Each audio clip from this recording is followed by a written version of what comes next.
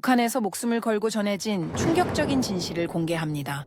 여러분의 구독과 좋아요가 침묵 속에 갇힌 수많은 우리 동포들에게 희망이 될 수 있습니다. 새벽 2시 차가운 압록강 물이 목까지 차올랐습니다. 아픈 12살 아이를 두 팔로 안은 채 저는 숨을 참았습니다. 경비대원의 손전등 불빛이 강 위를 훑었습니다. 그때 아이가 제 귀에 대고 속삭였습니다. 이모, 우리 살 수 있어요? 압록강을 70번 넘게 건넌 프로 탈북 브로커가 그 순간 처음으로 대답을 잃었습니다. 저는 14년 동안 200명에 가까운 사람들을 이 강 너머로 데려왔습니다. 오늘은 제 경험상 절대 탈북해서는 안 되는 날이었습니다. 생존 확률이 1%도 안 되거든요. 그런데 왜였을까요? 그렇게 잘 아는 이 강을 왜 하필 오늘 건너야만 했을까요? 그 답이 지금부터 시작됩니다. 압록강을 처음 건넌 날을 저는 아직도 잊지 못합니다. 2001년 늦가을이었습니다. 강물은 무릎까지 차올랐고 발밑으로 느껴지는 돌멩이들이 어찌나 날카롭던지 차가운 물살보다 그 돌부리가 더 아팠던 기억이 납니다. 저는 그때 32살이었습니다. 두 아이의 엄마였고 남편은 1년 전 굶주림으로 세상을 떠난 뒤였습니다. 제 손에는 아무것도 없었습니다. 그저 살아야 한다는 생각, 그 하나만 붙들고 그 강을 건넜습니다. 그날 강을 건너며 저는 한 가지를 맹세했습니다. 다시는 이 강을 건너지 않겠다고. 이번 한 번만 살아서 넘어가면 다시는 돌아보지 않겠다고. 그런데 지금 돌이켜보면 참 우픈 일입니다. 그 강을 저는 결국 70번이 넘도록 건너고 말았으니까요. 제 이름은 김옥화입니다. 물론 지금 이 이름을 밝히는 것이 두렵지 않다고 하면 거짓말이겠죠. 하지만 저는 이제 이 이야기를 해야 할 것 같습니다. 제가 겪은 일들, 제가 도왔던 사람들, 그리고 제가 마지막으로 내려야 했던 그 선택에 대해서 누군가는 알아야 한다고 생각했습니다. 아무도 몰라서는 안 된다고 생각했습니다. 저는 함경북도 회령 출신입니다. 회령은 압록강이 아니라 두만강을 끼고 있는 도시입니다만 제가 처음 건넌 것은 두만강이었고 나중에 브로커 일을 하면서 압록강도 수없이 건너게 되었습니다. 처음 이야기를 시작하려면 역시 제 고향 회령에서부터 시작해야 할 것 같습니다. 1990년대 북한의 고난의 행군 시절, 그 시절을 겪어보지 않은 분들은 아마 상상도 못하실 겁니다. 단순히 굶주림이라는 말로는 설명이 안 됩니다. 길거리에 사람이 쓰러져 죽어 있는 것을 보는 것이 일상이 되어버린 세상이었습니다. 어제까지 함께 웃던 이웃이 아침에 일어나면 싸늘하게 굳어있는 세상. 그게 바로 제가 살았던 곳이었습니다. 제 남편 최성철은 회령의 탄광에서 일하던 사람이었습니다. 성실하고 따뜻한 사람이었습니다. 술도 잘 마시지 않고 욕도 잘하지 않는 그런 남편이었습니다. 그런데 탄광이 멈추면서 배급도 끊겼습니다. 처음에는 한 달, 두 달이었던 것이 결국 배급이 완전히 사라져버렸습니다. 남편은 먹을 것을 구하러 산에 올랐다가 무릎을 다쳤고 그 상처가 골무면서 결국 합병증으로 세상을 떠났습니다. 병원이 있다 한들 약이 없었고 약이 있다 한들 살 돈이 없었습니다. 저는 그렇게 31살에 호러미가 되었습니다. 남편이 죽고 나서 저는 매일 아침 눈을 뜨는 것이 무서웠습니다. 10살짜리 큰딸 민주와 7살짜리 아들 철민이가 엄마, 배고파라고 할 때마다 가슴이 무너지는 것 같았습니다. 장마당을 돌아다니며 무언가를 팔고 무언가를 구해보려 했지만 한계가 있었습니다. 그때 제 귀에 들어온 이야기가 있었습니다. 강 건너 중국에 가면 밥을 먹을 수 있다는 것이었습니다. 처음에는 그 말을 믿지 않았습니다. 강을 건너는 것은 범죄였습니다. 잡히면 정치범 수용소로 간다는 것을 모르는 사람이 없었습니다. 하지만 아이들의 빈 밥그릇을 보면서 저는 결국 마음을 바꿨습니다. 죽으나 사나 어차피 마찬가지라는 생각이 들었습니다. 굶어 죽으나 잡혀 죽으나 어차피 죽는 건 마찬가지 아닌가 하고 강을 건너기 전날 밤 저는 아이들을 재워놓고 혼자 울었습니다. 제 어머니께 아이들을 맡기고 혼자 강을 건너기로 한 것이었는데 그 선택이 맞는 것인지 확신이 없었습니다. 아이들이 엄마 없이 살아갈 수 있을까? 제가 잡히면 어떻게 되나? 수천 가지 생각이 머릿속을 맴돌았습니다. 강을 건너게 해준 것은 동네 아주머니 한 분이었습니다. 그분의 이름은 밝히지 않겠습니다. 지금도 그분이 어디 계신지 모르고 혹시 북한에 남아 계신다면 위험해질 수 있으니까요. 그 아주머니는 이미 2번 강을 건넌 경험이 있었고 어느 시간에 어느 지점에서 건너야 국경경비대의 눈을 피할 수 있는지 알고 있었습니다. 2001년 11월의 어느 날 새벽 2시, 저는 그 아주머니를 따라 두만강으로 나갔습니다. 강가에 이르렀을 때 제 온몸이 떨렸습니다. 추위 때문만은 아니었습니다. 두려움이었습니다. 진짜 뼛속까지 파고드는 두려움이었습니다. 아주머니가 속삭였습니다. 빨리 건너야 해. 경비대가 순찰 도는 시간 봐서 들어가야 해. 저는 신발을 벗어 목에 걸고 강에 발을 담갔습니다. 11월의 두만강은 얼음장 같았습니다. 발이 닿는 순간 마비되는 것 같았습니다. 하지만 멈출 수가 없었습니다. 아이들 얼굴을 떠올리며 한 발 또 한 발을 내딛었습니다. 물은 허리까지 차올랐고 물살이 생각보다 거셌습니다. 비틀거리면서도 버텼습니다. 그렇게 강을 건넜습니다. 중국 땅에 발을 디딘 순간 저는 소리 없이 울었습니다. 기쁨인지 두려움인지 슬픔인지 모를 감정이 한꺼번에 터져나왔습니다. 중국에서의 첫 생활은 처참했습니다. 연변 조선족 자치구 근방에서 숨어 지내며 식당 허드레질, 청소, 농사일 등 닥치는 대로 일했습니다. 불법 체류자였기 때문에 항상 단속이 두려웠고 조선족 사장님들 중에는 그 약점을 이용해 돈을 떼먹는 사람도 있었습니다. 하지만 그래도 먹을 것이 있었습니다. 배를 골치 않아도 되었습니다. 그것만으로도 저는 버틸 수 있었습니다. 그렇게 8달을 지내면서 저는 돈을 모았습니다. 북한에 있는 아이들에게 돈을 보내고 싶었습니다. 그리고 가능하면 아이들도 데려오고 싶었습니다. 그때 제가 알게 된 것이 브로커의 존재였습니다. 브로커는 돈을 받고 탈북을 도와주는 사람들이었습니다. 북한과 중국을 오가며 사람을 데려오기도 하고 중국에서 동남아시아를 거쳐 한국까지 가는 루트를 안내해주기도 했습니다. 위험한 일이지만 그만큼 돈이 되는 일이기도 했습니다. 저는 브로커를 통해 아이들을 데려오기로 했습니다. 아이들을 데려오는 데 들어간 돈은 당시로서는 꽤 큰 돈이었습니다. 하지만 아이들이 두만강을 건너 제 품에 안기던 날 저는 그 돈이 하나도 아깝지 않았습니다. 민주와 철민이가 제 품에 뛰어들던 그 순간을 저는 죽을 때까지 잊지 못할 겁니다. 두 아이 다 훌쩍 컸는데도 아이들처럼 엉엉 우는 저를 보며 민주가 엄마, 왜 울어? 이제 같이 있잖아라고 했습니다. 그 말이 얼마나 가슴을 파고들었는지. 아이들을 데려온 뒤 저는 브로커를 도와 잔심부름을 하기 시작했습니다. 처음에는 그저 연락을 전달하거나 숨어야 할 장소를 알려주는 정도였습니다. 하지만 점점 더 많은 일을 하게 되었습니다.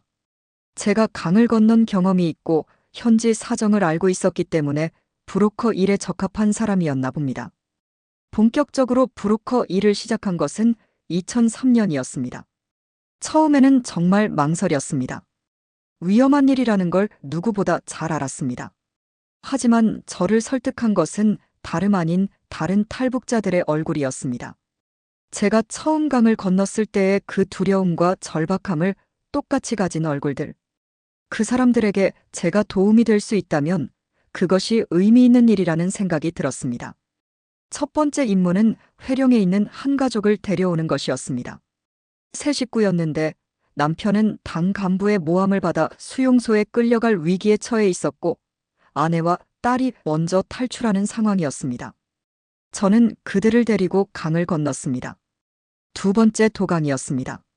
첫 번째보다는 덜 두려웠지만 다른 사람의 목숨을 책임진다는 무게가 온몸을 짓누르는 것 같았습니다.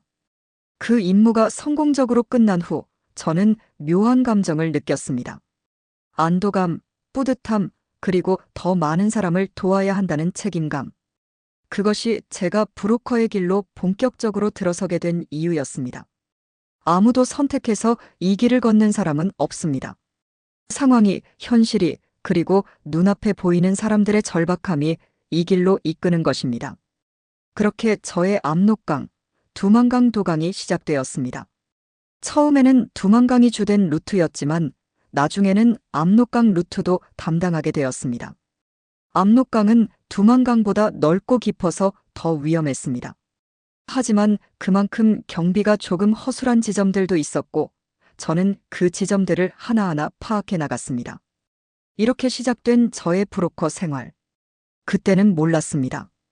이 길이 어디로 이어지는지, 이 강을 앞으로 얼마나 더 건너게 될지, 그리고 마지막에 어떤 선택을 하게 될지. 그저 눈앞의 사람을 살려야 한다는 생각, 그것만으로 강에 발을 담갔습니다. 그것이 제 브로커 인생의 시작이었습니다. 지금 생각하면 그때의 저는 너무 몰랐습니다. 이 세계가 얼마나 잔인한지, 이 강이 얼마나 많은 것을 앗아가는지. 하지만 그때 그 선택을 후회하느냐고 묻는다면 저는 쉽게 대답할 수가 없습니다. 후회와 자부심이 뒤엉켜 있는 감정, 그것이 지금의 저를 만든 것이니까요. 강은 흘렀습니다. 시간도 흘렀습니다.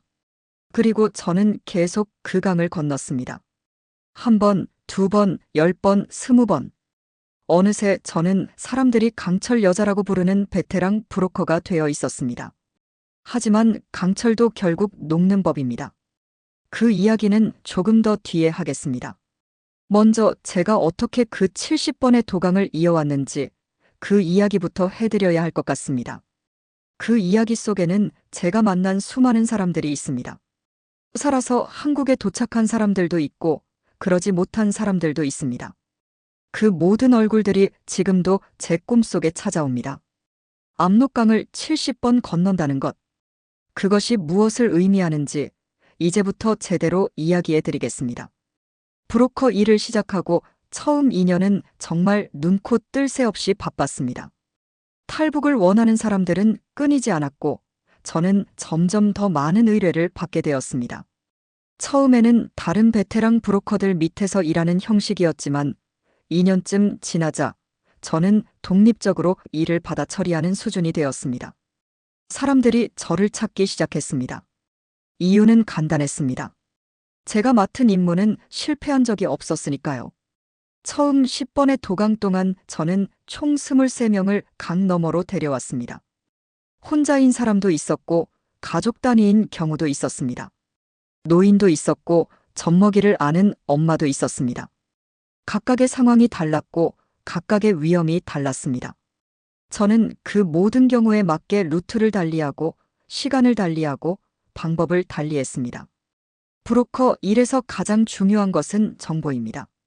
언제 경비대가 교대하는지, 어느 구역의 경비가 느슨한지, 어느 계절에 강물이 얕아지는지. 이런 정보들이 사람의 생사를 가릅니다. 저는 이 정보들을 모으는데 엄청난 공을 들였습니다. 북한 쪽에 있는 연락책들과 네트워크를 구축했고 중국 쪽에서도 믿을 수 있는 사람들을 하나씩 확보해 나갔습니다. 그 과정에서 제가 가장 중요하게 생각한 것은 신뢰였습니다. 브로커 세계에는 사기꾼도 많고 돈만 받고 사람을 팔아넘기는 나쁜 사람들도 있었습니다. 특히 탈북 여성들을 중국 농촌에 인신매매하는 브로커들은 제가 이 일을 하면서 가장 증오했던 존재들이었습니다.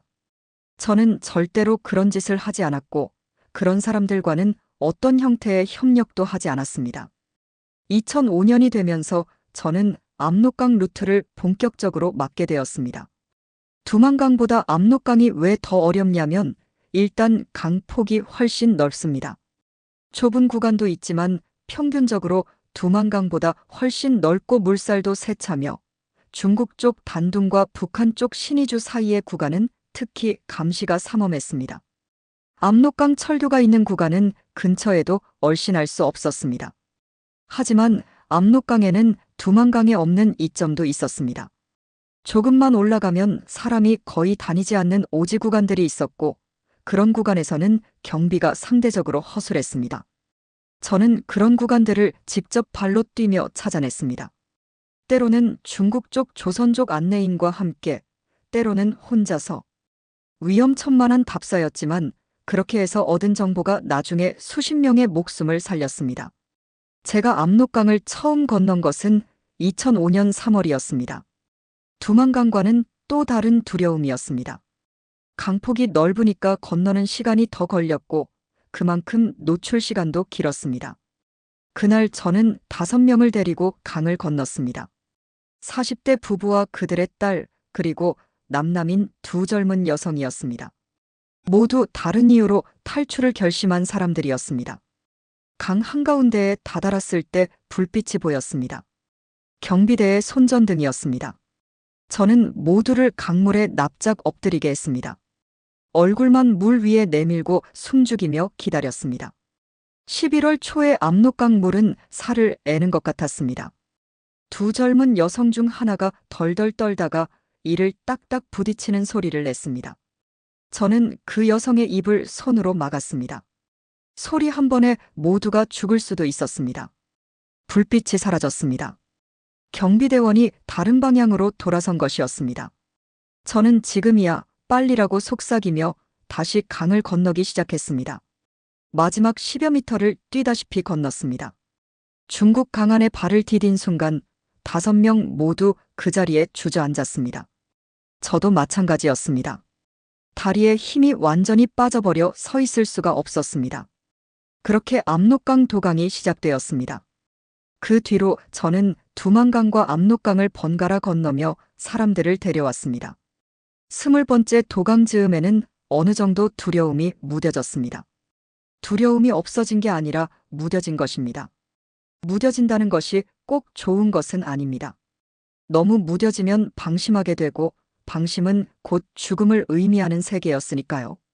저는 의도적으로 매번 강을 건너기 전에 두려움을 상기시키는 훈련을 했습니다. 스스로에게 말했습니다. 이 강은 언제든 너를 죽일 수 있다. 절대 방심하지 마. 이 자기 암시가 저를 살려준 것 같습니다. 30번째 도강 즈음부터는 저에게 팀이 생겼습니다. 혼자 감당하기에 일의 양이 너무 많아졌기 때문입니다. 저를 도와준 사람은 3명이었습니다. 조선족 남성 왕씨, 탈북 후 중국에 정착해 브로커 일을 하던 박씨, 그리고 중국 공안에게 적당히 뇌물을 쓰며 단속 정보를 흘려주던 중국인 리씨였습니다. 저는 이 3사람과 팀을 이루어 더 큰 규모의 작업을 할 수 있게 되었습니다. 중국 공안의 단속은 갈수록 심해졌습니다. 2000년대 중반 이후 중국 정부는 탈북자 단속을 크게 강화했습니다. 잡힌 탈북자는 바로 북송되었고 그것은 정치범 수용소를 의미했습니다. 브로커도 마찬가지였습니다. 중국 법에 따라 처벌받고 경우에 따라서는 북한에 넘겨지기도 했습니다. 저는 언제나 그 위험을 의식하고 있었습니다. 가장 큰 위기 중 하나는 40번째 도강 무렵에 찾아왔습니다. 2009년 여름이었습니다. 저는 7명의 탈북자를 데리고 압록강 상류의 외딴 구간을 건너려 했습니다. 사전에 확인한 정보대로라면 그 시간대에 경비가 없어야 했습니다. 하지만 그날은 달랐습니다. 무슨 이유인지 경비대가 평소보다 훨씬 이른 시간에 순찰을 시작했습니다. 강 한가운데에서 경비대원들의 목소리가 들렸습니다. 2명이었습니다. 강 이편과 저편에서 동시에 다가오는 소리였습니다. 앞으로도 뒤로도 갈 수 없는 상황이었습니다. 저는 순간적으로 판단했습니다. 강 중간에 있는 작은 모래톱이 보였습니다. 썰물 때만 드러나는 그 모래톱으로 모두를 이끌었습니다. 갈대숲이 조금 있었습니다. 모두를 갈대 사이에 엎드리게 하고 저도 납작하게 누웠습니다. 경비대원들은 강변을 따라 걸으며 손전등을 이리저리 비췄습니다. 손전등 빛이 갈대 위를 스쳐 지나갈 때마다 심장이 멎는 것 같았습니다. 7명 중 1명이 어린아이였는데 그 아이가 울음을 터뜨릴 것 같은 상황이었습니다. 그 아이의 어머니가 아이를 꽉 끌어안고 귀에 무언가를 속삭이며 달랬습니다. 기적적으로 아이는 울지 않았습니다. 경비대원들이 지나쳤습니다. 아마 15분쯤 그 자리에 있었던 것 같습니다.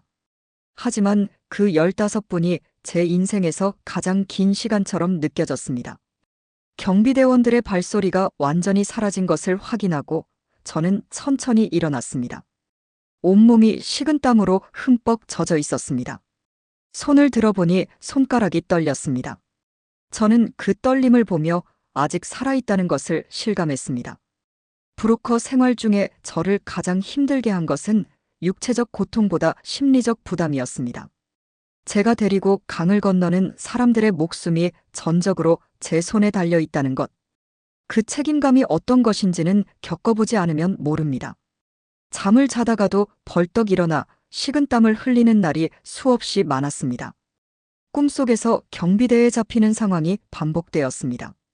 하지만 그 심리적 부담보다 더 힘든 것이 있었습니다. 그것은 제가 도운 사람들 중 일부가 결국 중국 공안에 잡혀 북송되었다는 소식을 듣는 일이었습니다.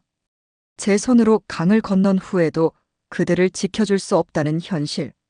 북한으로 돌아간 그들이 어떤 처지가 되는지 너무나 잘 알면서도 어떻게 할 수 없다는 무력감.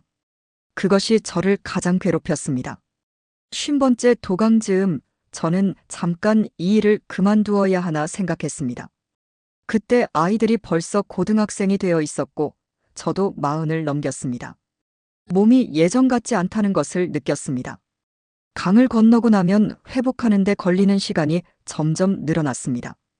그때 저에게 연락이 왔습니다. 회령에 있는 한 가족이었습니다. 남편이 정치범 수용소에 끌려가고 혼자 아이 셋을 키우는 여성이었습니다. 그 여성의 연락책이 저를 찾아왔습니다. 제 어린 시절 동창이었습니다. 그 동창이 저의 손을 잡고 말했습니다. 옥화야, 내 친구 좀 살려줘. 애들 셋이 다 굶어 죽게 생겼어. 저는 그 손을 뿌리칠 수 없었습니다. 그래서 다시 강으로 갔습니다. 5첫 도강이었습니다. 아이 셋을 안고 업고 이끌며 강을 건넜습니다. 막내가 3살이었습니다. 그 3살짜리 아이를 제 등에 업고 강을 건너면서 저는 아무것도 생각하지 않았습니다. 그냥 앞으로만 걸었습니다. 한 걸음, 또 한 걸음. 중국 강안에 도착했을 때 그 엄마가 새 아이를 끌어안고 울었습니다. 저도 따라 울었습니다. 왜 우는지 모르면서 울었습니다. 그냥 눈물이 났습니다. 그런 날이 있습니다. 강을 건너고 나면 이유 없이 눈물이 나는 날이. 60번째 도강을 넘어서면서 저는 이 일의 베테랑으로 완전히 자리를 잡게 되었습니다. 탈북자 지원 단체들과도 연결이 되어 중국에서 한국까지 이어지는 전체 루트를 조율하는 역할도 하게 되었습니다. 중국에서 라오스나 태국을 거쳐 한국 대사관에 이르는 루트 또는 몽골을 통한 루트 등 다양한 경로를 파악하고 상황에 맞는 루트를 선택해 사람들을 안내했습니다. 이 시기에 저는 단순한 브로커를 넘어 일종의 코디네이터 역할을 하고 있었습니다. 북한 쪽 연락책, 강변 안내인, 중국 내 은신처 제공자, 이동수단 마련, 국경 통과 브로커, 한국 탈북자 지원단체까지 이어지는 긴 체인을 관리했습니다. 이 체인 어느 한 곳이 끊기면 모든 것이 무너질 수 있었기 때문에 저는 항상 긴장의 끈을 놓지 않았습니다. 하지만 이렇게 조직이 커지고 역할이 복잡해질수록 위험도 커졌습니다. 사람이 많아지면 비밀이 새기 마련이고 비밀이 새면 단속망에 걸리는 것은 시간 문제였습니다. 실제로 제가 운영하던 네트워크가 2번 부분적으로 무너진 적이 있었습니다. 한 번은 북한 쪽 연락책이 보위부에 붙잡혀 자백한 경우였고 또 한 번은 중국 쪽 안내인이 공안에 매수된 경우였습니다. 2번 다 저는 간신히 위기를 넘겼습니다. 첫 번째는 미리 낌새를 채고 도피한 덕분이었고 2번째는 믿을 수 있는 중국인 지인이 사전에 귀띔해준 덕분이었습니다. 2번 다 48시간 이내에 잡혔다면 저는 지금 이 자리에 없었을 겁니다. 그렇게 위기를 넘기면서도 저는 멈추지 않았습니다. 어떤 사람들은 도대체 왜 그렇게 계속했느냐고 묻습니다. 저도 그 이유를 명확하게 설명하기가 어렵습니다. 돈, 물론 생활비가 되었습니다. 하지만 그게 전부였다면 2번의 큰 위기를 겪은 후 바로 그만두었을 겁니다. 사명감, 그것도 있었습니다. 하지만 그보다는 아마 강을 건너 살아온 사람들의 얼굴이 저를 계속 이끌었던 것 같습니다. 강을 건너고 나서 중국 땅에 발을 디디며 눈물을 흘리는 사람들의 얼굴. 그 눈물은 슬픔의 눈물만이 아니었습니다. 살았다는 안도의 눈물이었고, 이제 살 수 있겠다는 희망의 눈물이었습니다. 그 눈물을 마주할 때마다 저는 다음 임무를 받아들이고 있었습니다. 70번째 도강을 향해 가면서 저는 어떤 예감을 느꼈습니다. 좋지 않은 예감이었습니다. 구체적으로 무엇이라고 말할 수는 없었지만 어딘지 모르게 불안했습니다. 오랫동안 이 일을 해오면서 생긴 일종의 직감 같은 것이었습니다. 그 직감이 틀렸기를 바랐습니다. 하지만 직감이란 것은 대체로 틀리지 않는 법입니다. 그리고 그 예감은 제가 두려워했던 것보다 훨씬 더 참혹한 형태로 현실이 되었습니다. 그 이야기를 하기 전에 잠깐 제가 브로커로 활동하는 동안 만났던 사람들과 겪었던 일들을 조금 더 이야기해드려야 할 것 같습니다. 그것들이 마지막 선택을 이해하는데 꼭 필요한 맥락이 되기 때문입니다. 저는 70번이 넘는 도강을 통해 200명에 가까운 사람들을 강 너머로 데려왔습니다. 그중 얼마나 많은 사람이 결국 한국에 도착했는지는 정확히 모릅니다. 모두가 성공한 것도 아니었으니까요. 하지만 그 한 명 한 명의 얼굴은 제 마음속에 새겨져 있습니다. 그 얼굴들이 저를 살게 했고, 그 얼굴들이 결국 저를 가장 힘든 선택 앞에 세웠습니다. 압록강은 오늘도 흐릅니다. 그 강물에는 수많은 사람들의 눈물이 섞여 있습니다. 저도 그 눈물 중 하나를 보탰습니다. 그것이 제 이야기입니다. 브로커 일을 하면서 죽을 고비를 넘긴 것이 한두 번이 아닙니다. 지금 이렇게 이야기를 할 수 있다는 것 자체가 기적이라고 생각합니다. 70번이 넘는 도강 중에서 특히 기억에 남는 위기의 순간들이 있습니다. 그 순간들은 지금도 생생하게 떠오릅니다. 마치 어제 일처럼. 아니, 어제보다 더 선명하게. 제가 브로커 생활에서 처음으로 진짜 죽음을 눈앞에 마주한 것은 2006년 겨울이었습니다. 그때 저는 12번째 도강을 앞두고 있었습니다. 아직 베테랑이라고 부르기에는 이른 시기였지만 그렇다고 완전한 초보도 아닌 어중간한 시점이었습니다. 그 어중간함이 문제였는지도 모릅니다. 너무 겁에 질려 있지도 그렇다고 충분히 조심스럽지도 않은 상태. 그날 저는 3명을 데리고 두만강 도강을 시도했습니다. 30대 남성 2명과 50대 여성 1명이었습니다. 사전에 파악한 정보대로라면 그 구간의 경비는 새벽 1시부터 3시 사이에 교대 공백이 생기는 시간이었습니다. 저는 그 공백 시간을 노렸습니다. 그런데 강을 절반쯤 건넜을 때였습니다. 갑자기 북한 강변에서 총성이 들렸습니다. 한 발이 아니었습니다. 연속으로 3발이었습니다. 저는 본능적으로 강물 속으로 몸을 낮췄습니다. 그리고 외쳤습니다. 엎드려. 총성은 저희를 향한 것이 아니었습니다.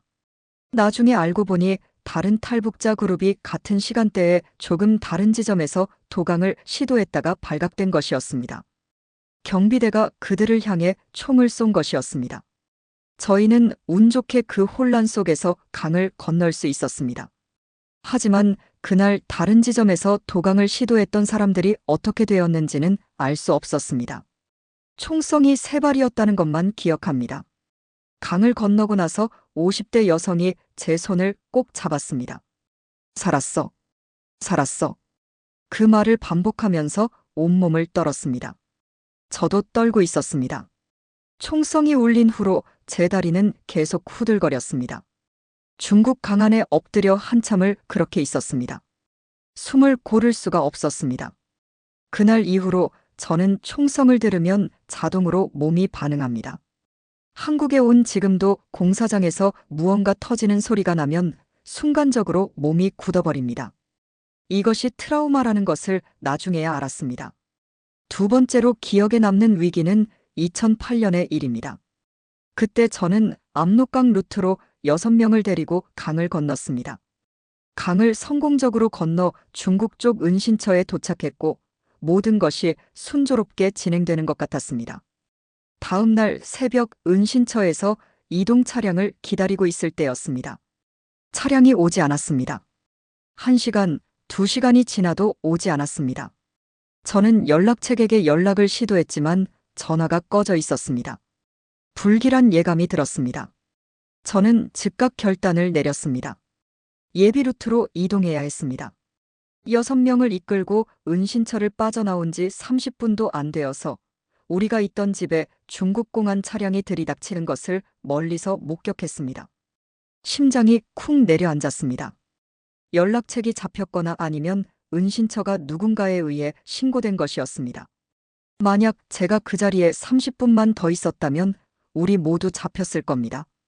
그날 6명을 이끌고 예비 루트로 이동하면서 저는 처음으로 제 직감의 중요성을 깨달았습니다.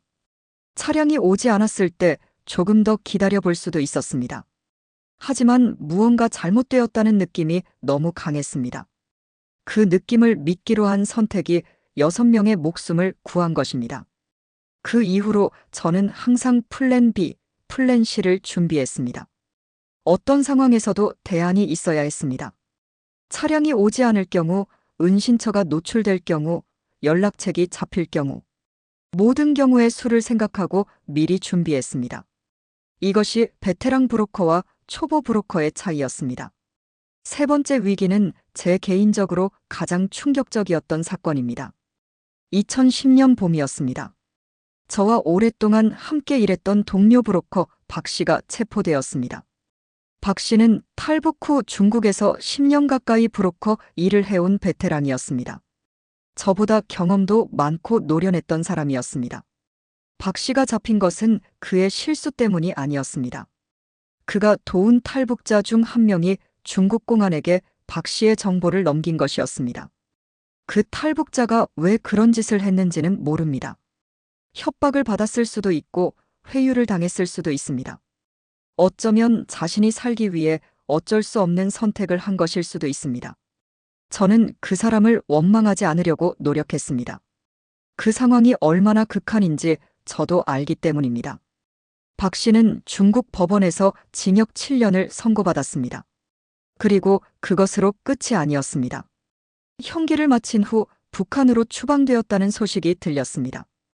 박 씨가 북한에서 어떤 처지가 되었는지는 생각하기도 두렵습니다. 박 씨가 잡혔다는 소식을 들었을 때 저는 사흘 동안 아무것도 먹지 못했습니다. 가슴에 돌덩이가 얹힌 것 같았습니다. 박 씨가 가진 정보 중에 저에 관한 것도 있었습니다. 저는 즉시 기존에 사용하던 연락처를 모두 폐기하고 은신처를 옮기고 네트워크를 재정비했습니다. 이 과정이 2달이 걸렸습니다. 그 2달 동안 저는 거의 잠을 자지 못했습니다. 박 씨 사건은 저에게 이 세계의 냉혹한 현실을 다시 한번 깨닫게 해주었습니다. 아무리 노련하고 조심스럽더라도, 아무리 오랫동안 살아남았더라도 한순간에 모든 것이 끝날 수 있다는 것. 그것이 이 세계의 법칙이었습니다. 동료의 비극은 박 씨만이 아니었습니다. 제가 알고 지낸 브로커들 중 상당수가 체포되거나 사고로 목숨을 잃거나 행방불명이 되었습니다. 왕 씨는 2012년 강을 건너다 익사했습니다. 50대의 건장한 남성이었는데 갑자기 물살이 세진 탓이었습니다. 조선족 안내인 최 씨는 북한 보위부원에게 잡혀 소식이 끊겼습니다. 리 씨는 뇌물을 너무 많이 요구하다가 중국 공안에게 역으로 잡혀버렸습니다. 이렇게 하나씩 동료를 잃어가면서도 저는 멈추지 않았습니다. 아니, 멈출 수가 없었습니다. 이미 너무 많이 관여되어 있었고 너무 많은 사람들이 저를 믿고 연락을 해왔습니다. 그 신뢰를 저버릴 수가 없었습니다. 2012년의 어느 날은 특히 잊을 수가 없습니다. 그날 저는 압록강을 건너 북한 쪽으로 들어가야 했습니다. 보통은 탈북자를 중국으로 데려오는 방향으로만 움직였는데 그날은 특수한 상황이었습니다. 북한에 남겨진 아이를 데려오기 위해 어머니가 직접 들어가겠다는 것을 막고 제가 대신 들어가기로 한 것이었습니다. 아이는 7살이었고 할머니 댁에 맡겨져 있었습니다. 어머니는 이미 중국에 와 있었는데 아이를 데려오기 위해 자신이 다시 들어가겠다고 했습니다. 하지만 그것은 너무 위험했습니다. 한 번 나온 사람이 다시 들어가면 보위부의 감시망에 걸릴 가능성이 훨씬 높았습니다. 그래서 제가 대신 들어가기로 한 것이었습니다. 북한 땅을 밟은 것은 처음이 아니었습니다. 몇 번 비상 상황에서 북한 쪽으로 들어간 경험이 있었습니다. 하지만 그때마다 항상 극도의 긴장감이 따라왔습니다. 이번도 마찬가지였습니다. 강을 건너 북한 쪽 강변에 발을 디디는 순간 이쪽은 완전히 다른 세계라는 것을 몸으로 느꼈습니다. 연락책의 안내를 받아 할머니 댁에 도착했습니다. 할머니는 이미 사전에 연락을 받아 알고 있었고 아이도 옷을 입혀 준비시켜 두었습니다. 아이에게 미리 얘기해 둔 것인지 아이는 낯선 저를 보면서도 크게 울지 않았습니다. 그 아이의 눈이 어찌나 크고 맑던지 겁먹은 것이 역력했지만 꼭 참는 눈이었습니다. 7살짜리가 그런 눈을 하고 있다는 것이 마음이 아팠습니다. 아이를 데리고 다시 강변으로 나오는 길이 가장 긴장되는 구간이었습니다. 아이와 함께 이동하는 것이기 때문에 속도를 낼 수도 없었고 아이가 소리를 낼 수도 있었습니다. 저는 아이를 업고 걸었습니다. 아이에게 속삭였습니다. 이모 등에 꼭 붙어 있어. 소리 내면 안 돼. 알겠지? 아이가 제 목을 꼭 안으며 고개를 끄덕였습니다. 강변에 이르렀을 때 경비대원 한 명과 마주쳤습니다. 심장이 멎는 줄 알았습니다. 저는 미리 준비한 조선족 신분증을 보여주며 자연스럽게 말했습니다. 친척 집 다녀가는 길이에요. 조카 데리고. 그 경비대원이 저를 빤히 쳐다봤습니다. 그 몇 초가 수십 년처럼 느껴졌습니다. 경비대원이 고개를 끄덕이며 지나쳤습니다. 뇌물로 미리 손을 써둔 것이 효과를 발휘한 것이었습니다. 강을 건너 중국 땅에 발을 디디고 아이 어머니에게 아이를 넘겨줄 때 그 어머니가 아이를 끌어안으며 터뜨린 울음소리를 저는 잊지 못합니다. 짐승 같은 울음소리였습니다. 아, 이것이 모성이구나. 저도 두 아이의 어머니로서 그 울음의 의미를 너무나 잘 알았습니다. 저도 함께 울었습니다. 그날 이후 저는 더 많은 아이들을 데려왔습니다. 부모가 먼저 중국에 와 있고 아이들이 북한에 남겨진 경우가 생각보다 많았습니다. 그럴 때마다 저는 더 조심스럽게, 더 신중하게 움직였습니다. 아이들은 어른과 달리 예측 불가능했고, 그래서 더 많은 준비가 필요했습니다. 2013년에는 제 역사상 가장 많은 인원을 한 번에 이끌고 강을 건넌 적이 있었습니다. 14명이었습니다. 한 마을에서 집단 탈출을 계획한 경우였습니다. 이렇게 많은 인원이 함께 움직이면 발각될 위험이 기하급수적으로 높아집니다. 저는 처음에 거절했습니다.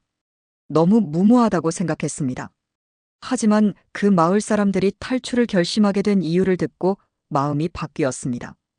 마을에서 공개 처형이 있었다는 것이었습니다. 남한 드라마를 봤다는 이유로 2명이 처형되었고 그 장면을 마을 사람 전체가 강제로 목격해야 했다는 것이었습니다. 그 충격으로 마을 사람들이 집단으로 탈출을 결심한 것이었습니다. 저는 결국 그 임무를 받아들였습니다. 14명을 세 그룹으로 나누어 30분 간격으로 강을 건너게 했습니다. 저는 마지막 그룹과 함께 건넜습니다. 세 그룹 모두 무사히 강을 건넜을 때 저는 그 자리에서 하늘을 올려다봤습니다. 새벽 하늘에 별이 가득했습니다. 이상하게 그 별들이 선명하게 보였습니다. 살아있다는 것이 그 순간만큼 생생하게 느껴진 적이 없었습니다. 하지만 이런 성공적인 임무들 사이에는 실패도 있었습니다. 제가 직접 담당하지 않았지만 제 네트워크를 통해 진행된 임무 중 2건이 중간에 실패했습니다. 탈북자들이 중국 공안에 잡혀 북송된 것이었습니다. 그 소식을 들었을 때 저는 스스로를 자책했습니다. 내가 더 꼼꼼하게 준비했더라면, 내가 직접 담당했더라면 하는 생각이 들었습니다. 그 실패한 임무의 탈북자들이 어떻게 되었는지는 알 수 없습니다. 북송된 이후의 일은 아무도 알 수 없습니다. 그것이 더 괴로운 이유입니다. 어떻게 되었는지를 알면 적어도 마음의 정리라도 할 수 있는데 알 수 없으니 항상 최악을 상상하게 됩니다. 2014년에는 중국 당국의 대규모 탈북자 단속이 있었습니다. 이 시기에 제 네트워크의 상당 부분이 무너졌습니다. 여러 연락책들이 잡혔고 은신처 몇 곳이 노출되었습니다. 저는 극도의 위험 상황에 처했습니다. 그 시기에 저는 2달 넘게 한 곳에만 숨어 있었습니다. 중국 동북 지방의 작은 농촌 마을에 있는 창고 같은 곳이었습니다. 밖에 나갈 수 없었습니다. 창고 안에서 혼자 버텼습니다. 음식은 믿을 수 있는 조선족 할머니 한 분이 하루에 한 번 가져다 주었습니다.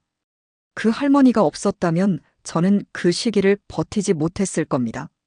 2달 동안 혼자 있으면서 저는 많은 것을 생각했습니다. 내가 왜 이 일을 하는지, 이 일이 과연 의미 있는 것인지, 언제까지 이렇게 살아야 하는지, 답이 나오지 않는 질문들이었습니다. 하지만 그 질문들과 씨름하면서 저는 한 가지를 분명히 알게 되었습니다. 이 일을 하는 한제 안전은 항상 2번째라는 것. 그것을 받아들이지 않으면 이 일을 할 수 없다는 것. 단속이 어느 정도 수그러들고 저는 다시 움직이기 시작했습니다. 네트워크를 재건하고 새로운 루트를 개발하고 다시 도강을 준비했습니다. 그리고 다시 강으로 갔습니다. 이것이 제 삶의 방식이었습니다. 무너지면 다시 일어나고 막히면 다른 길을 찾고 그렇게 계속 앞으로 가는 것. 하지만 강은 변하지 않았습니다. 압록강과 두만강은 언제나 그 자리에서 흐르고 있었습니다. 차갑고 어둡고 위험하게. 그리고 저는 그 강 앞에 설 때마다 항상 같은 감정을 느꼈습니다. 두렵다. 하지만 건너야 한다. 그 감정이 저를 계속 움직이게 한 것입니다. 위험한 순간들을 이야기하다 보니 제가 마치 무서움을 모르는 사람처럼 들릴 수도 있겠습니다. 하지만 저는 항상 두려웠습니다. 도강을 앞두고 구토를 한 적도 있고 극도의 긴장으로 손발이 마비되는 것 같은 경험도 했습니다. 두려움은 있었습니다. 다만 그 두려움보다 더 강한 무언가가 항상 있었습니다. 그것이 무엇인지는 지금도 정확히 표현하기 어렵습니다. 책임감인지 사명감인지 아니면 그냥 한번 시작한 일을 끝내야 한다는 고집인지 그 모든 위험과 두려움 속에서도 저는 70번이 넘는 도강을 이어왔습니다. 그리고 그 과정에서 제 내면은 조금씩 타지만 분명하게 변해가고 있었습니다. 그 변화가 결국 마지막 선택으로 이어졌습니다. 하지만 그 이야기를 하기 전에 이 일의 어두운 이면에 대해서도 이야기해야 할 것 같습니다. 브로커 일에는 밝은 면과 어두운 면이 있습니다. 밝은 면은 제가 앞에서 이야기한 것들입니다. 사람을 살리는 일, 희망을 전하는 일, 강 너머에서 눈물 흘리는 사람들의 얼굴. 그것이 저를 버티게 해준 것들입니다. 하지만 어두운 면도 있었습니다. 이 세계의 참혹한 현실들. 그것들을 외면하고는 이 이야기를 제대로 했다고 할 수 없습니다. 가장 먼저 이야기해야 할 것은 탈북 여성들의 현실입니다. 중국으로 건너온 탈북 여성들의 상당수는 인신매매의 피해자가 됩니다. 나쁜 브로커들이 탈북 여성들을 중국 농촌 남성들에게 팔아넘기는 것입니다. 중국 농촌에는 결혼 정년기 여성이 부족한 지역들이 많고 그 수요를 이용해 탈북 여성들을 거래하는 것이었습니다. 불법 체류자이기 때문에 신고도 못하고 도망갈 수도 없는 상황에서 강제로 아내 역할을 해야 하는 여성들이 너무나 많았습니다. 저는 이런 여성들을 여러 명 만났습니다. 어떤 여성은 탈북할 때 좋은 일자리를 주겠다는 브로커의 말을 믿고 강을 건넜다가 낯선 농촌 마을에 팔려 수년을 그곳에서 살아야 했습니다. 제가 그 여성을 만난 것은 그 여성이 거기서 탈출해 다시 이동하다가 저와 연결된 경우였습니다. 그 여성의 이름은 밝히지 않겠습니다. 그분이 지금 어디서 어떻게 살고 있는지 모르지만 혹시나 하는 마음에 그분은 중국 농촌에서 5년을 살았고 그 사이에 아이도 낳았습니다. 아이를 두고 떠나야 했던 그 고통은 제가 감히 상상도 할 수 없는 것이었습니다. 아이를 남겨두고 탈출하면서 그분이 흘린 눈물이 지금도 눈에 선합니다. 저는 그분이 결국 한국에 도착했다는 소식을 나중에 들었습니다. 한국에 간 뒤 그분이 중국에 남겨진 아이를 데려오기 위해 얼마나 노력했는지도 들었습니다.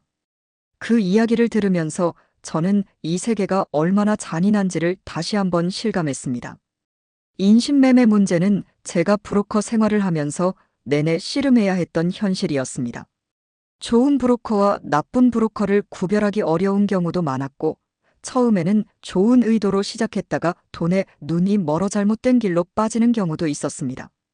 저는 이 세계에서 누가 믿을 수 있는 사람인지 판단하는 능력을 키우기 위해 많은 노력을 기울였습니다. 하지만 그 판단이 항상 옳을 수는 없었습니다. 한 번은 제가 신뢰하던 연락책이 실은 인신매매 조직과 연결되어 있다는 사실을 뒤늦게 알게 된 경우가 있었습니다. 그 연락책을 통해 제가 도운 탈북 여성 2명이 결국 중국 농촌에 팔려갔다는 것을 알았을 때 저는 너무나 충격을 받았습니다. 제가 직접 판 것이 아니었지만 제 손을 거쳐 그 여성들이 그런 상황에 처했다는 것이 너무나 괴로웠습니다. 그 연락책과 저는 즉시 관계를 끊었습니다. 아니, 끊는 것에서 그치지 않았습니다. 저는 그 연락책의 정보를 탈북자 지원단체에 넘겼습니다. 그 연락책이 어떻게 되었는지는 모릅니다. 하지만 그 조직의 활동이 한동안 위축되었다는 이야기는 들었습니다. 두 번째로 이야기해야 할 어두운 현실은 돈 문제입니다. 탈북 브로커에게 돈은 복잡한 문제입니다. 브로커 비용을 내지 못하면 도움을 받을 수 없습니다. 하지만 그 비용이 너무 높아서 감당할 수 없는 탈북자들도 많습니다. 저는 이 문제로 항상 갈등했습니다. 형편이 안 되는 탈북자에게 저는 비용을 깎아주거나 나중에 한국에 정착하면 갚으라고 하는 방식으로 도움을 준 경우도 많았습니다. 하지만 모든 경우에 그렇게 할 수는 없었습니다. 브로커 일에는 비용이 들었습니다. 뇌물로 써야 할 돈, 이동 비용, 연락책들에게 줘야 할 돈. 이런 비용들이 만만치 않았습니다. 어떤 사람들은 탈북 브로커가 돈을 많이 번다고 생각합니다. 실제로 비용이 비싸기 때문에 그렇게 보일 수 있습니다. 하지만 실상은 달랐습니다.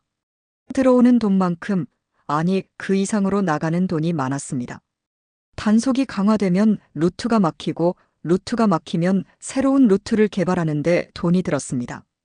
뇌물은 항상 올라갔습니다. 잡혀간 연락책의 가족을 돕는데도 돈이 들었습니다. 저는 이 일로 큰 돈을 번 적이 없습니다. 항상 빠듯했습니다. 세 번째 어두운 현실은 제가 가장 마음 아프게 생각하는 것입니다. 그것은 제가 도운 탈북자들이 한국에 도착한 후 겪는 어려움들입니다. 많은 사람들이 탈북자들이 한국에 가면 행복하게 살 것이라고 생각합니다. 물론 북한보다는 훨씬 나은 삶이 기다리고 있습니다. 하지만 한국 사회에 적응하는 것이 결코 쉽지 않다는 것을 저는 나중에 알게 되었습니다. 언어는 같지만 문화가 다르고 자본주의 사회에서 살아남는 것이 처음에는 너무나 힘들다는 이야기를 많이 들었습니다. 제가 도운 사람들 중 몇몇이 한국에서 연락을 해왔습니다. 대부분은 감사하다는 말을 전했습니다. 하지만 그 중에는 힘들다는 이야기를 하는 사람들도 있었습니다. 일자리 찾기가 어렵다, 차별을 받는 것 같다, 외롭다는 이야기들. 그 이야기를 들을 때마다 저는 복잡한 감정이 들었습니다. 강을 건너게 해준 것은 잘한 일이지만 그 이후의 삶까지 책임질 수는 없다는 무력감. 가장 힘들었던 소식은 제가 도운 탈북자 중 한 명이 한국에서 스스로 목숨을 끊었다는 것이었습니다. 30대 남성이었습니다. 북한에서 지식인 계층이었던 그는 한국 사회에 적응하지 못하고 극단적인 선택을 했습니다. 그 소식을 들었을 때 저는 한동안 말을 잃었습니다. 제가 그를 살리려고 강을 건너게 했는데 결국 그가 그런 선택을 했다는 것이 너무나 가슴 아팠습니다. 이런 일들이 제 내면에 서서히 균열을 만들어갔습니다. 저는 점점 더 많은 질문들과 씨름했습니다. 내가 하는 일이 정말 이 사람들을 행복하게 해주는 것인가? 위험을 무릅쓰고 강을 건너게 해주었는데 그 이후의 삶이 행복하지 않다면 그것은 과연 좋은 일인가? 그리고 더 근본적인 질문. 이 모든 것의 근본적인 원인, 즉 사람들이 목숨을 걸고 강을 건너야 하는 그 현실 자체는 언제 바뀌는가? 답이 없는 질문들이었습니다. 저는 그 질문들을 가슴속에 품은 채 계속 강을 건넜습니다. 행동하는 것만이 제가 할 수 있는 유일한 것이었으니까요. 생각하는 것을 멈추고 그냥 눈앞의 사람을 도왔습니다. 2015년에 저는 처음으로 번아웃을 경험했습니다. 극도의 피로감이 몸과 마음을 동시에 짓눌렀습니다. 잠을 자도 피로가 풀리지 않았고 밥을 먹어도 맛을 느끼지 못했습니다. 작은 소리에도 극도로 예민하게 반응했고 이유 없이 눈물이 흘렀습니다. 그 시기에 저를 도와준 것은 뜻밖에도 제 딸 민주였습니다. 민주는 그때 이미 25살이 되어 있었고 중국에서 대학을 다니고 있었습니다. 어느 날 민주가 저를 찾아왔습니다. 그리고 제 손을 잡으며 말했습니다. 엄마, 이제 좀 쉬어. 엄마가 쉬어야 다른 사람을 도울 수 있잖아. 그 말이 어찌나 마음을 파고들던지. 저는 그날 오랫동안 딸의 손을 잡고 앉아 있었습니다. 아무 말도 하지 않고 그냥 그렇게 앉아 있는 것만으로도 위로가 되었습니다. 민주가 제 곁에 있어준 3달 동안 저는 조금씩 회복되었습니다. 하지만 브로커 세계의 현실은 저를 오래 쉬게 내버려 두지 않았습니다. 3달의 휴식 후 저는 다시 일을 시작했습니다. 연락은 끊임없이 왔고 도움을 필요로 하는 사람들은 항상 있었습니다. 제 내면의 갈등이 가장 심해진 것은 2016년이었습니다. 그 해에 2가지 일이 있었는데 그 2가지가 합쳐져서 저를 극한까지 몰아붙였습니다. 첫 번째 일은 제가 도운 탈북자, 가족 중 한 가족이 중국에서 북송된 사건이었습니다. 부부와 어린 딸, 3식구였습니다. 저는 그 가족을 강을 건너게 한 후 중국 내 은신처에 숨겨두었습니다. 다음 이동 단계를 준비하는 중이었는데 제가 모르는 사이에 누군가가 그 은신처를 신고한 것이었습니다. 3식구 모두 공안에 잡혀 북송되었습니다. 그 소식을 들었을 때 저는 무너지는 것 같았습니다. 특히 어린 딸이 어떻게 되었을지가 계속 머릿속을 맴돌았습니다. 탈북하다 잡혀 북송되면 아이도 예외가 없었습니다. 그 어린 생명이 어떤 처우를 받았을지 생각하면 지금도 가슴이 저립니다. 2번째 일은 그의 말에 있었던 일로 제 안전에 직접적인 위협이 된 사건이었습니다. 북한 보위부가 중국 내에서 활동하는 브로커들을 추적하고 있다는 정보가 들어왔습니다. 그리고 그 추적 대상 명단에 제 이름이 올라 있다는 것이었습니다. 이름뿐만 아니라 외모 정보까지 공유되었다는 것이었습니다. 이것은 차원이 다른 위협이었습니다. 중국 공안의 단속은 그나마 법적인 절차가 있었습니다. 하지만 북한 보위부의 추적은 달랐습니다. 그들은 법 외의 방법을 쓰는 사람들이었습니다. 실제로 제가 아는 브로커 한 명이 보위부 공작원에 의해 납치되어 북한으로 끌려갔다는 이야기를 들은 적이 있었습니다. 저는 그 정보를 듣고 즉각 움직임을 최소화했습니다. 활동 지역을 바꾸고 연락 방법을 바꾸고 외모를 바꾸었습니다. 머리카락 색을 바꾸고 안경을 쓰기 시작했습니다. 항상 다니던 길을 피하고 항상 가던 곳을 가지 않았습니다. 의심스러운 사람을 보면 즉시 자리를 피했습니다. 이 시기에 저는 제 삶을 돌아보게 되었습니다. 나는 지금 어떻게 살고 있는가? 매일 쫓기듯 살면서 누군가에게 쫓기는 것이 두려워 제대로 된 일상도 없이 이게 과연 사는 것인가?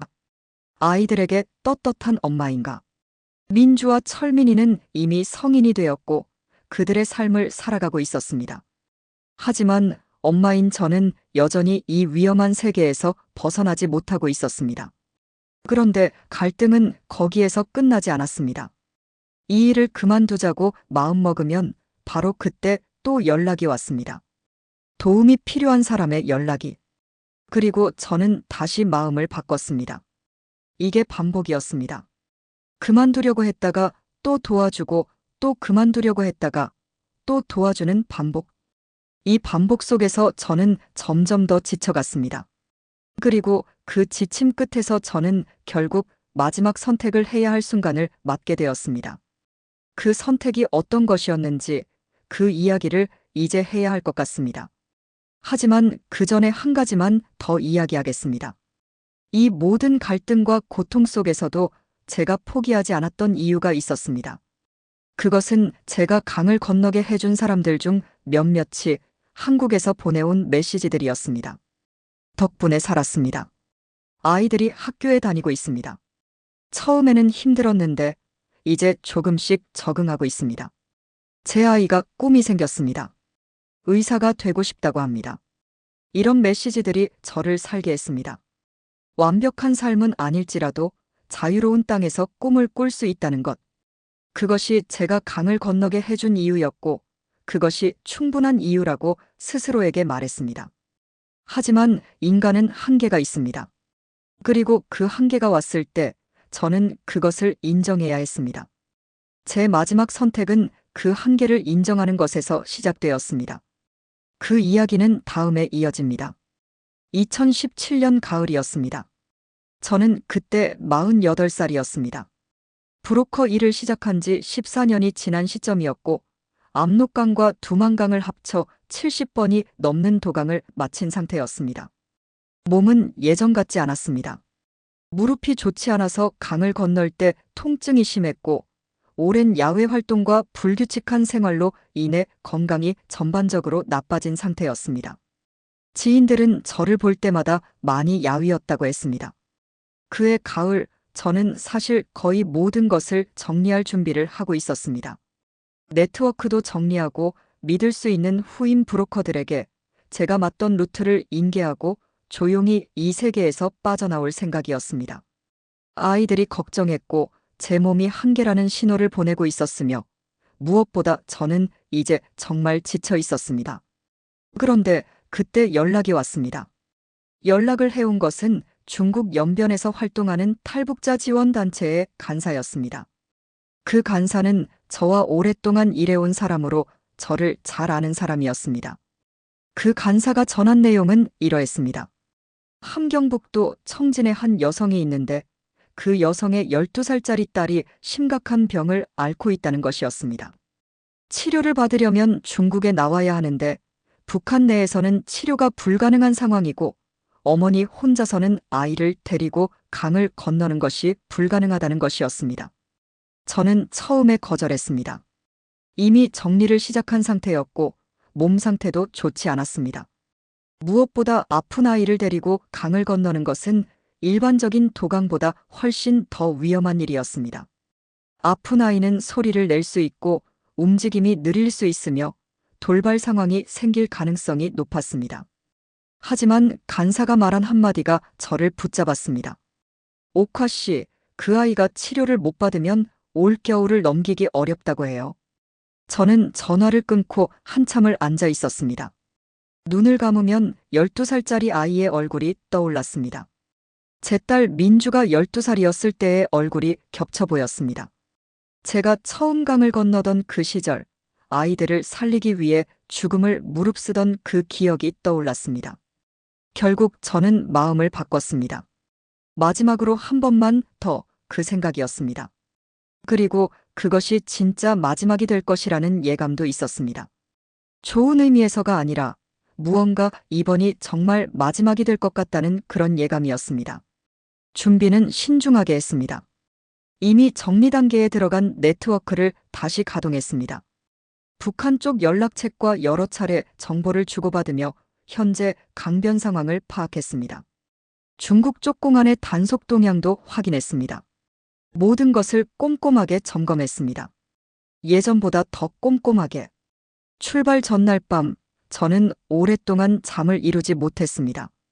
브로커 생활을 시작한 이래 출발 전날 잠을 못 자는 것은 흔한 일이었습니다. 하지만 그날 밤은 조금 달랐습니다. 단순한 긴장감이 아니라 무언가 무거운 것이 가슴을 짓누르는 느낌이었습니다. 저는 그날 밤 딸 민주에게 짧은 메시지를 보냈습니다. 민주야, 엄마 잘 다녀올게. 사랑해. 민주는 자고 있었는지 답장이 없었습니다. 이튿날 새벽 저는 압록강 상류 구간으로 이동했습니다. 그 구간은 제가 여러 차례 이용했던 루트였지만 마지막으로 이용한 것이 반년 전이었기 때문에 상황이 바뀌어 있을 수도 있었습니다. 강변에 도착해서 상황을 살피는데 뭔가 달라진 것이 느껴졌습니다. 정확히 무엇이 달라졌는지 처음에는 파악이 안 되었습니다. 그냥 느낌이었습니다. 뭔가 이상하다는 느낌. 저는 잠시 기다리기로 했습니다. 예정보다 1시간 늦게 강에 들어가기로 결정했습니다. 그 1시간 동안 강변 상황을 더 면밀하게 살폈습니다. 그리고 알아챘습니다. 북한 쪽 강변의 경비가 평소보다 2배로 늘어나 있었습니다. 순찰 간격도 훨씬 짧아져 있었습니다. 무슨 일이 있는 것이 분명했습니다. 나중에 알게 된 것이지만 그 며칠 전에 그 구간 근처에서 탈북 시도가 있었고 발각되는 과정에서 경비대원 1명이 부상을 입었다는 것이었습니다. 그 사건으로 인해 그 구간 일대의 경비가 대폭 강화된 것이었습니다.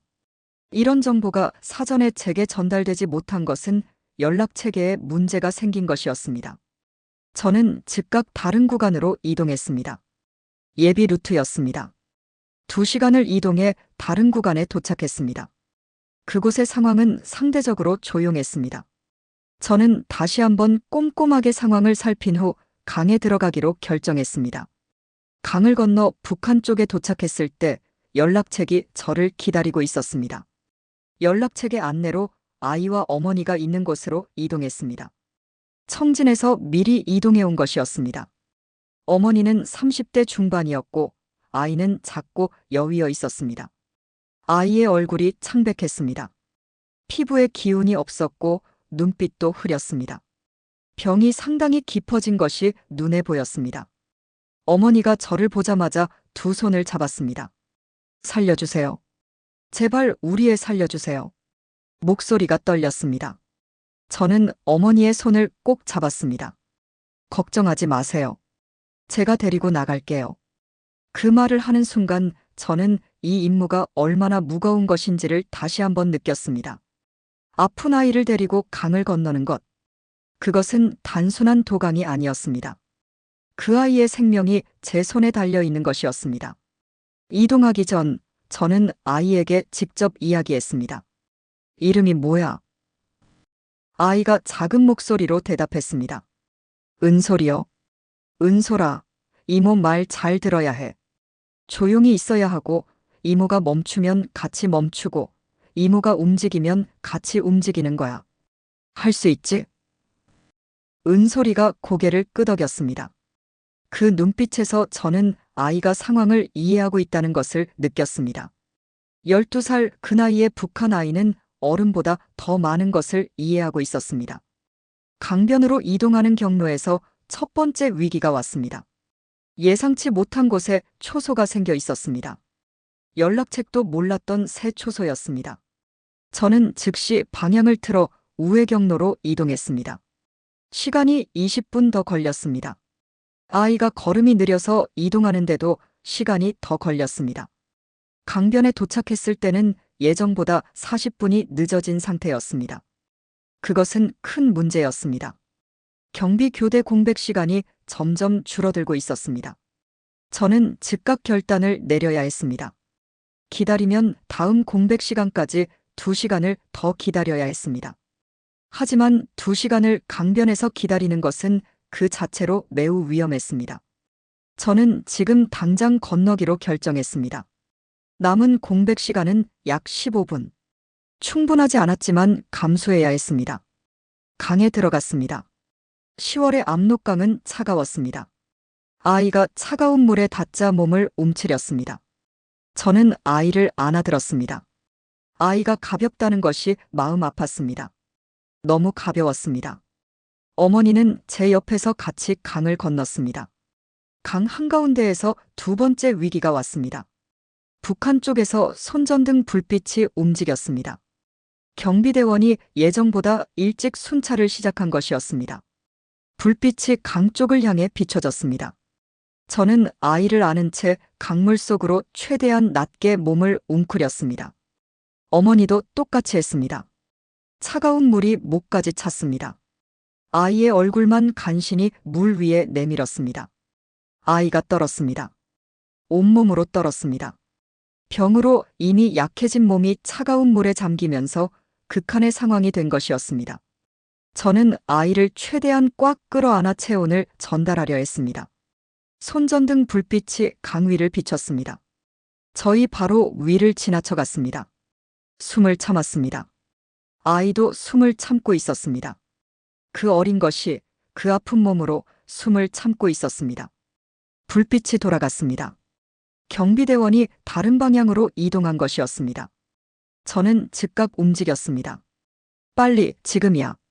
어머니와 함께 강을 빠르게 건넜습니다. 아이를 안고 달리다시피 했습니다. 중국 강 안에 발을 딛는 순간 다리에 힘이 풀렸습니다. 하지만 주저앉을 수 없었습니다. 강 안에서 멈추는 것도 위험했습니다. 최대한 빠르게 강변을 벗어나 숲속으로 들어갔습니다. 숲속에 들어서고 나서야 저는 아이의 상태를 확인했습니다. 아이가 극도로 떨고 있었습니다. 체온이 급격히 내려간 것이 느껴졌습니다. 차가운 물에 너무 오래 잠긴 것이 문제였습니다. 어머니가 소리 없이 울면서 아이를 끌어안았습니다. 저는 미리 준비한 방수 가방에서 담요를 꺼내 아이를 감쌌습니다. 은솔이가 떨리는 목소리로 말했습니다. 이모, 중국이에요. 저는 고개를 끄덕였습니다. 아이가 작게 웃었습니다. 그 웃음이 너무나 가슴을 아프게 했습니다. 아픈 몸으로 차가운 강물을 건너고 숲속에서 담요에 쌓여 있으면서도 웃을 수 있는 그 아이. 저는 그 웃음을 보면서 눈물이 났습니다. 아이에게 들키지 않으려고 고개를 돌렸습니다. 연락책의 차가 도착하기를 기다리는 동안 저는 주변을 계속 살폈습니다. 그리고 그때 세 번째 위기가 왔습니다. 그것은 제가 14년 브로커 생활 동안 경험한 위기 중 가장 직접적이고 가장 개인적인 위기였습니다. 숲 가장자리에서 사람 그림자가 보였습니다. 하나가 아니었습니다. 여럿이었습니다. 그들이 움직이는 방식이 달랐습니다. 일반인의 걸음걸이가 아니었습니다. 저는 즉각 어머니와 아이를 더 깊은 숲속으로 이끌었습니다. 그리고 조용히 있으라는 신호를 보냈습니다. 그림자들이 가까워졌습니다. 중국 공안이었습니다. 4명이었습니다. 그들은 손전등을 켜고 주변을 수색하고 있었습니다. 사전에 정보가 새나간 것이 분명했습니다. 누군가 이번 도강 계획을 공안에 제보한 것이었습니다. 저는 최대한 깊은 숲속에 어머니와 아이를 숨겼습니다. 그리고 저는 반대 방향으로 움직였습니다.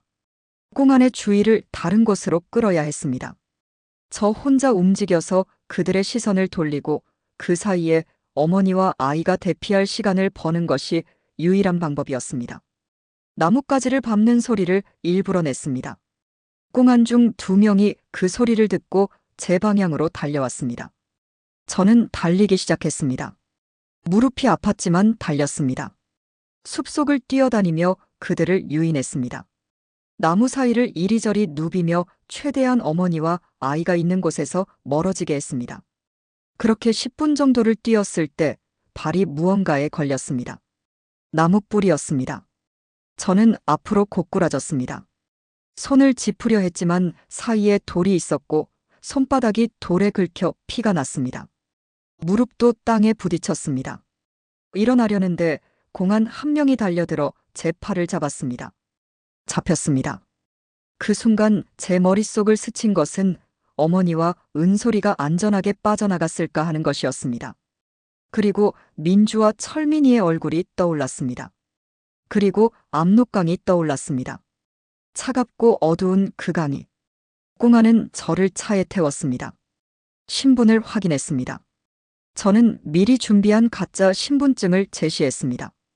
하지만 그들은 이미 어느 정도 정보를 갖고 있는 것 같았습니다. 신문이 시작되었습니다. 저는 아무것도 모른다고 했습니다.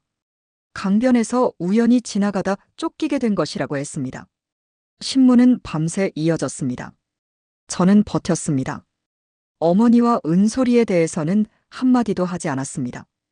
제 네트워크에 대해서도 마찬가지였습니다.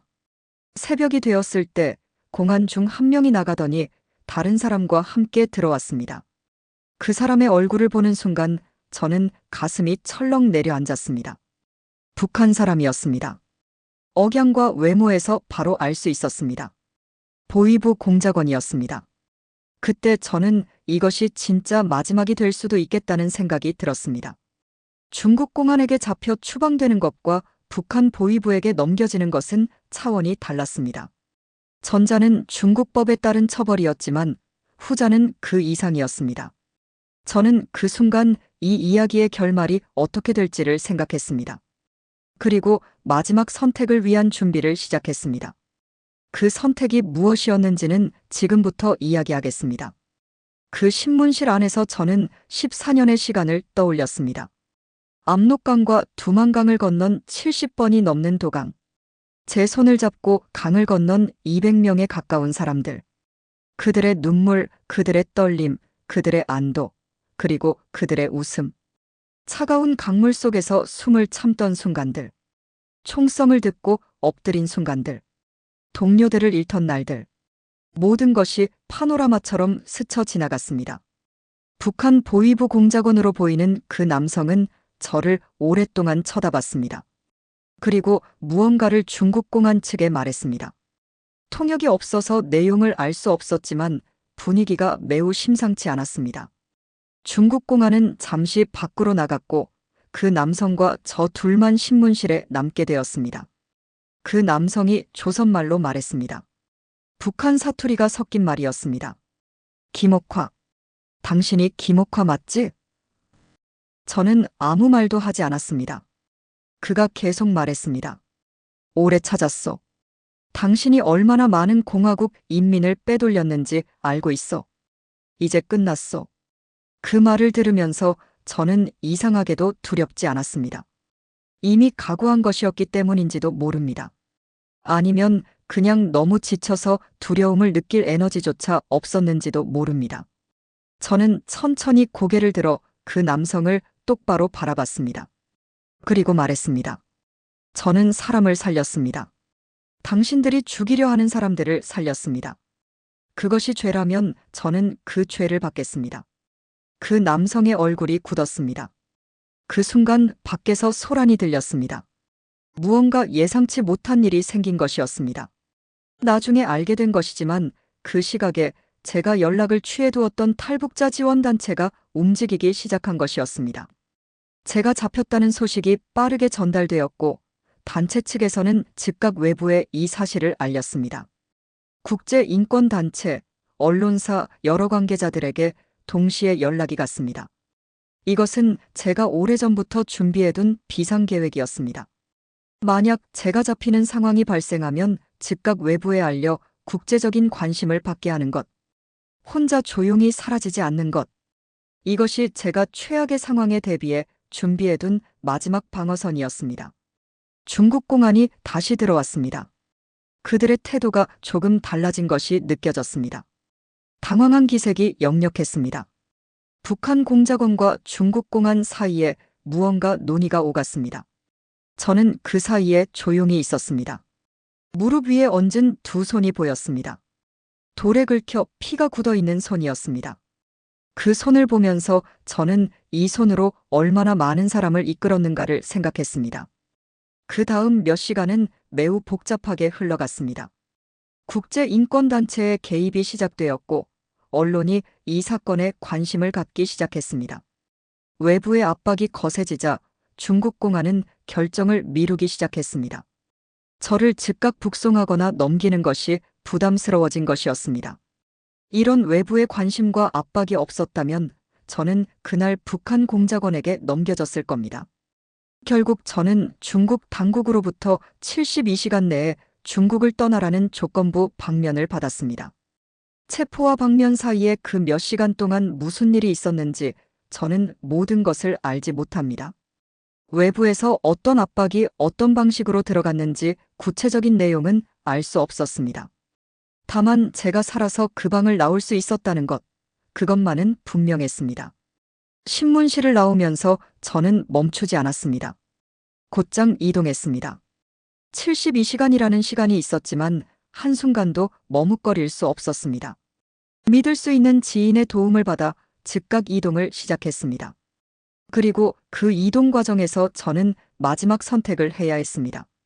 사실 마지막 선택은 그때 처음 한 것이 아니었습니다. 저는 이미 신문실 안에서 그 선택을 했습니다. 그 선택이란 이것이었습니다. 더 이상 숨어서 살지 않는다는 것, 제 이야기를 세상에 알리기로 한 것, 그것이 제 마지막 선택이었습니다. 14년 동안 저는 그림자처럼 살았습니다. 이름도 없이, 얼굴도 없이. 항상 숨어 있었고, 항상 위장했습니다.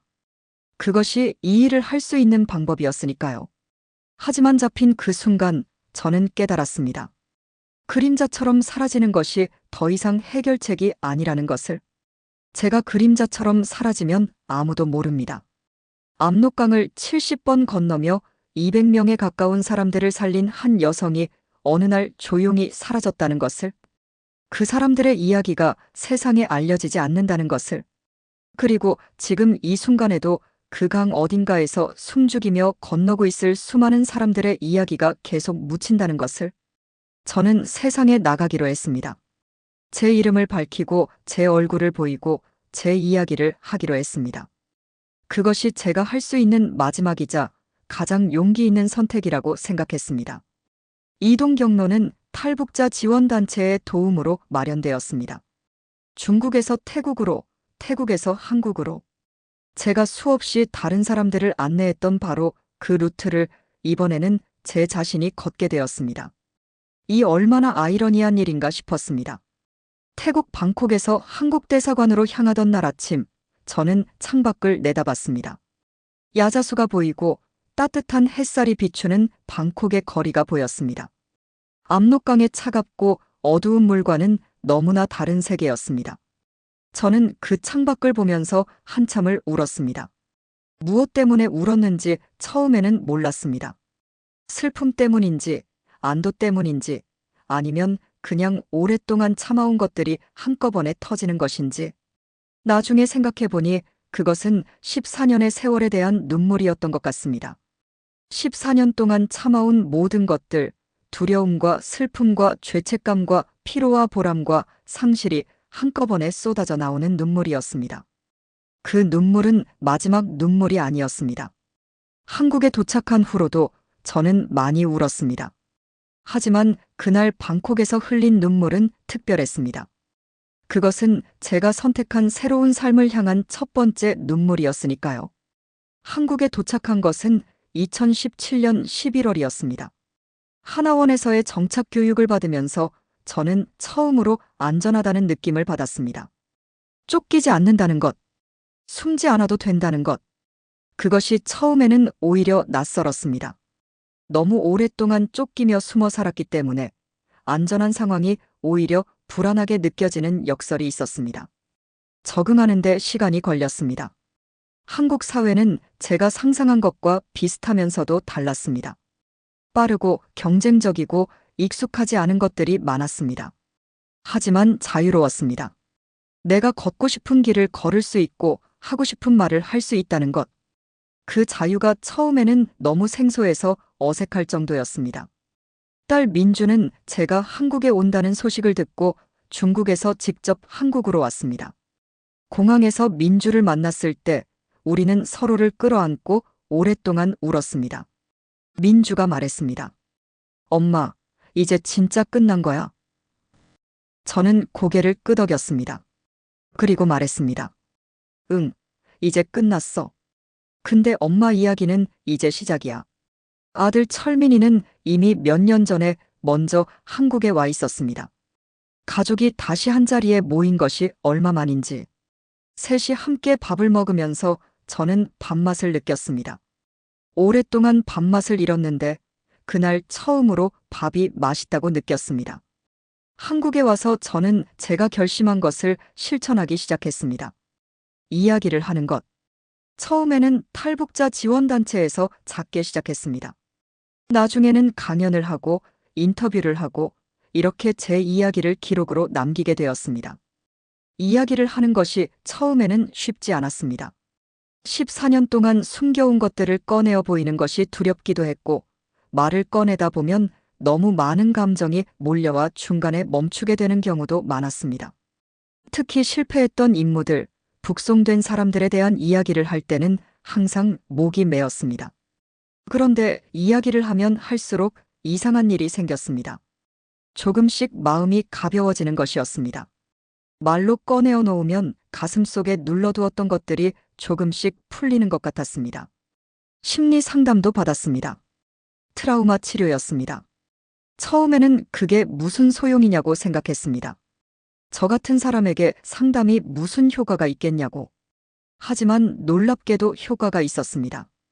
은솔이와 어머니가 어떻게 되었는지 궁금하실 겁니다. 저는 잡히던 날 밤 그들과 헤어진 후 소식을 알지 못했습니다. 한국에 온 후 탈북자 지원단체를 통해 수소문을 했습니다. 그리고 은솔이와 어머니가 무사히 태국을 거쳐 한국에 도착했다는 소식을 들었습니다. 그 소식을 들었을 때 저는 그 자리에서 주저앉아 울었습니다. 이번에는 기쁨의 눈물이었습니다. 은솔이는 한국의 병원에서 치료를 받았습니다. 병이 많이 깊어진 상태였지만 치료가 가능했습니다. 시간이 걸렸지만 은솔이는 회복되었습니다. 회복된 은솔이가 학교에 다니기 시작했다는 이야기를 들었을 때 저는 14년의 세월이 헛되지 않았다는 것을 느꼈습니다. 나중에 은솔이 어머니가 저에게 연락을 해왔습니다. 그분이 말했습니다. 은솔이가 이제 꿈이 생겼어요. 나중에 의사가 되고 싶다고 해요. 저는 그 말을 듣고 한참을 말을 잇지 못했습니다. 12살 아이가 꿈을 꿀 수 있다는 것. 그것이 제가 14년 동안 강을 건넌 이유였습니다. 지금 저는 서울에서 살고 있습니다. 민주와 철민이가 가까이 있고 처음으로 쫓기지 않는 일상을 살고 있습니다. 아침에 눈을 뜨면 오늘 할 일을 생각합니다. 강을 건너는 것이 아니라 강연 준비를 하거나 인터뷰를 하거나 이렇게 제 이야기를 기록하는 것들입니다. 무릎은 여전히 아픕니다. 오랜 도강으로 손상된 무릎은 완전히 회복되지 않았습니다. 날씨가 흐리거나 추우면 특히 더 아픕니다.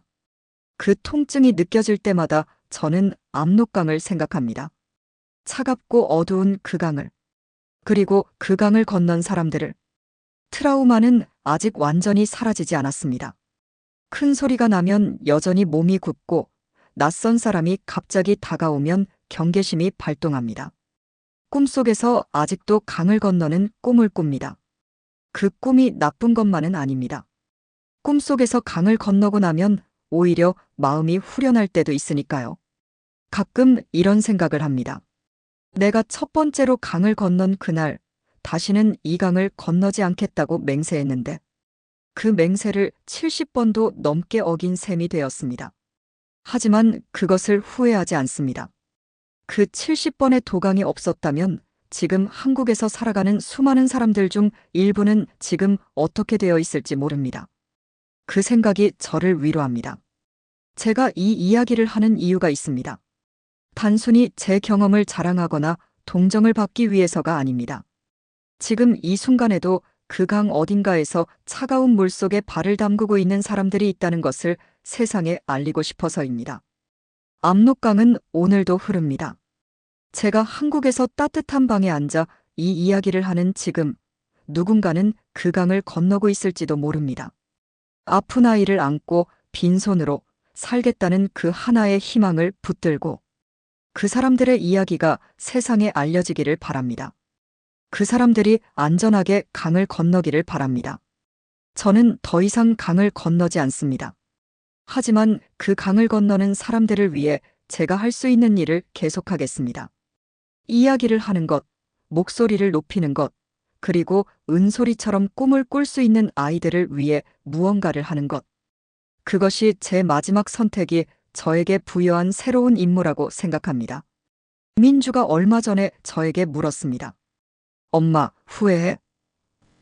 저는 잠시 생각했습니다. 그리고 대답했습니다. 강을 건넌 것은 후회 안 해. 더 잘 준비했더라면 하는 생각은 있어. 더 많은 사람을 살릴 수 있었을 텐데 하는 생각도 있어. 그런데 그것도 후회가 아니라 아쉬움이야. 후회는 없어. 민주가 제 손을 잡았습니다. 그리고 말했습니다. 엄마 잘했어. 그 말이 14년 동안 제가 듣고 싶었던 말인지도 모릅니다. 아니, 제가 스스로에게 해주어야 했던 말인지도 모릅니다. 잘했다고. 충분히 잘했다고. 압록강은 오늘도 흐릅니다. 그 강물 속에는 수많은 사람들의 눈물이 녹아 있습니다. 두려움의 눈물, 슬픔의 눈물, 안도의 눈물, 그리고 희망의 눈물. 저의 눈물도 그 속에 있습니다. 그 강은 계속 흐르겠지만 언젠가 그 강을 건너야 하는 사람이 없는 세상이 오기를 저는 간절히 바랍니다.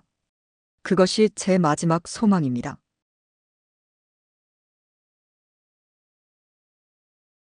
끝까지 들어주신 따뜻한 마음을 가진 여러분이야말로 진정한 애국자입니다. 이 이야기가 더 많은 사람들에게 전해질 수 있도록 구독으로 동참해주세요. 우리가 반드시 알아야 할 이야기들을 또 소개하겠습니다.